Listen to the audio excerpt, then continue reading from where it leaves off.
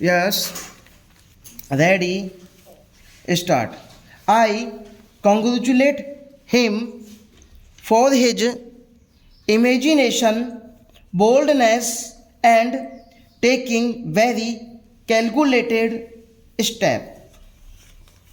Deficit financing is a very effective instrument in the hands of the finance minister, which has to be used in a very calculated and selective manner. Otherwise, undesirable consequences are bound to follow. But here the finance minister has weighed every step and taken calculated risk. We can very well analyze the assumptions which he was having in his mind when he took this step, where he did not levy any additional tax and left such big deficit uncovered. According to him, he had two or three assumptions. One is that monsoon is going to be good. We will have normal agricultural production, and with the stocks at our disposal, with normal monsoon, with good agricultural produce in our hands, there will not be any big problem. That is one assumption. Another assumption is what he has clearly stated in his budget speech, announcing a number of concessions in the case of direct taxes. He expects that everyone will behave properly. Assumption limit was raised from rupees 40,000 to rupees 50,000. Surcharge reduced from 20 to 10%.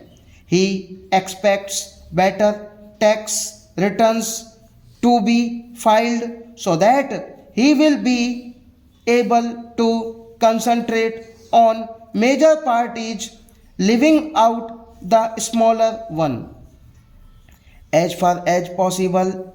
And his third assumption, according to me, is the incentive which he has offered to the industrial sector, thereby expecting that a proper atmosphere of instrument and growth will be created.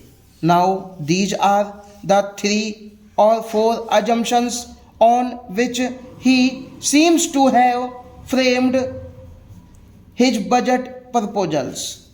Now, it is the people who have got the benefit, got all the concessions that the finance minister himself has offered without anything asking for the same. I do not think that any pressure was brought on the finance minister for these concessions. He, on his own, knowing the working of the industry department, knowing also the working of the finance department, has announced so many concessions with a view to create a proper atmosphere of growth and production. He expects that his budget proposals will ultimately lead to greater production both in the industrial sector as well as in the agricultural sector. How best we respond is now left to the common people, for whom he has announced so many concessions. As a matter of abundant precaution, I have one or two suggestions merely for his consideration. The first point which I would like to suggest will be about appreciable reduction in the non-developmental and non-plan expenditure. If this can be restored to a large number of schemes can be transferred to the respective state governments. Stop.